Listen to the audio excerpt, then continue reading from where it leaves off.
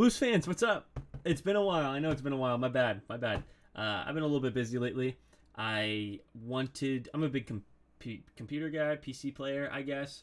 So I wanted to get a new GPU. So I bought the 4070 Ti, and I had a ruler and I thought I measured right, but the ruler was broken by like 2 inches. So I need to get a new case, and then my old motherboard wouldn't support this GPU because the GPU clip wasn't in there. The previous PC was pre-built, so I don't know where the GPU. Anyways, I had to buy a whole new PC, and then I got a new monitors for my GPU to look like super good. So I'm down like a lot of money, but it's whatever. It's cool. I love it. That's okay. But I'm coming to a video for you guys after a long hiatus of me being gone, but posting on Instagram still, obviously. I just wanted to talk about a Blues fan's perspective on Jordan Binnington and his antics. Obviously, right when everything went down last night against the Minnesota Wild, which I have not streaming, but we scored two. That's a computer simmed game I'm just running for NHL 23 because why not? I mean, might as well have something in the background. I didn't know we scored twice. CMCL scored the first one for the Minnesota Wild, but I just wanted to give like a point of view from a Blues fan on Jordan Binnington. After the whole thing happened last night, Twitter blew up. Jordan Binnington didn't make a save on the penalty kill. He was for sure in his head thinking a shot from Zuccarello. That's why he froze up. And the positioning was a little iffy on coming across for Hartman, who ripped it right over the glove of Binnington, which whatever, right?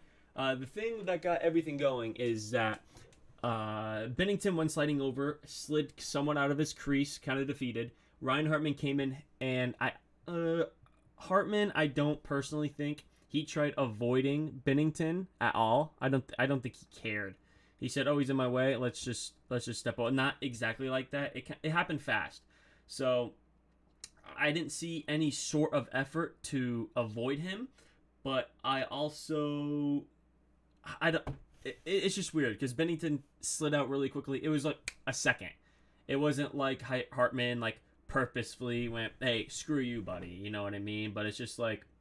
It was kind of like a little FU, a small, tiny FU, but like not insanely. But Binnington, who was already pissed off because his defense is atrocious and nothing you could do about it, went and sucker punched the goofy out of Ryan Hartman. And this is awesome. I love it.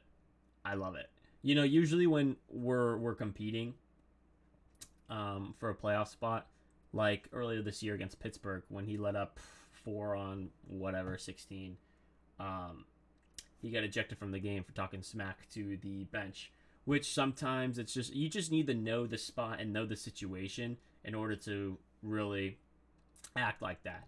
I still somewhat love it because I think, especially with this team, with the loss of Pietrangelo and the loss of Perron and Bouwmeester being gone, Steen gone, Sundqvist gone, Barbashev now gone, not at the time though. All these players, Maroon gone, Bozak gone, all these players who were stuck together and kind of, were a family that won them the cup, brought the energy. And now it seems like the energy level of the Blues this entire season has been gone. Ever since Perron left, it seemed like their motivation and their compete level has vanished completely. Which I don't blame them. Perron seemed like a fantastic guy. If Ryan O'Reilly wasn't there, he would be a captain. So I respect Jordan Binnington for trying to get the hype up. I think that's totally cool. And he may get a bunch of hate, and I also love how he doesn't care. He doesn't care how much hate he gets. I mean, he's there for the team, and he's got heart, and I respect it. Sometimes it gets a little out of hand. Last night, I don't think it did.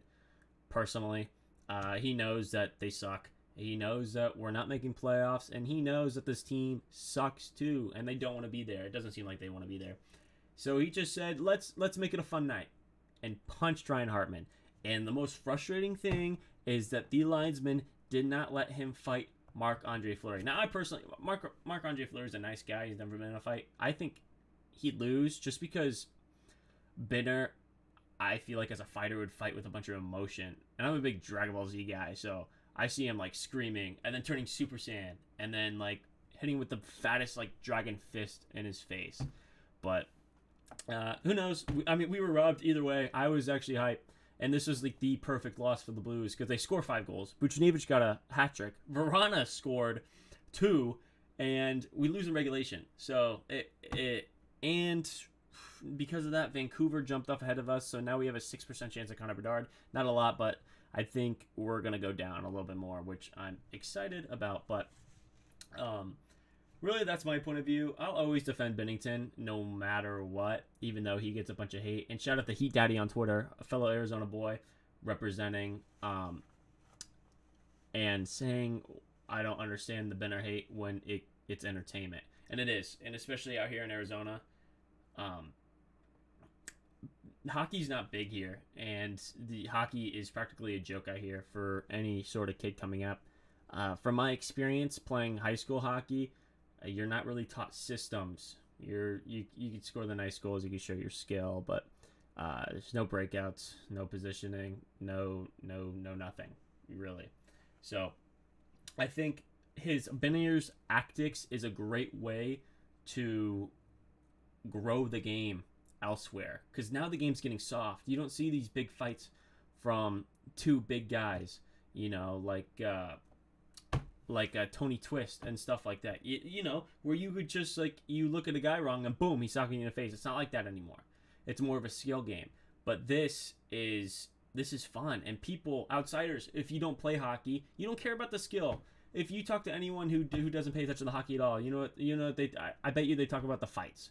They say, "Wow, that's a rough sport." You play hockey? You play hockey, man? I've never watched hockey. I don't know, but I know it's fight. It's tough. You're tough. You're a tough guy. I respect that. That's cool, right? And I think that grows the game a little bit more, just showing that old school hockey that people love. People love fighting. Look at like MMA and boxing and all that. That's getting a lot of hype. The John Jones fight was just last week, where it was like a minute and a half. With the biggest $70 or $80 I've ever wasted in my life watching John Jones kill that guy in 13 seconds. But good for him. Yeah, that's my opinions on Jordan Binnington. There's a couple more things I wanted to talk about too. So if you're just here for my opinion on Jordan Binnington, you go ahead and leave. Bye. Have a good time. If you're a Blues fan, want to hear more, I'm here to talk more. Buchnevich, wearing his jersey right now, has been super red hot. Scored a hat trick last night. I think is on a 10-game point streak. He's had a lingering... let's look at the game. Yeah, Kaprizov, boo. He's had a lingering ankle injury from the season opener, and he's been our best forward by far. If you look at his stats, I wish I could bring up his stats, but I'm pretty sure in 52 games played, he has 61 points, which is more than a point per game. I think he's got 22 goals and 30 something assists, or 20 goals, 30 something assists, something like that. He's having a phenomenal year, even though he was injured for a good 25% of it. Excuse me again.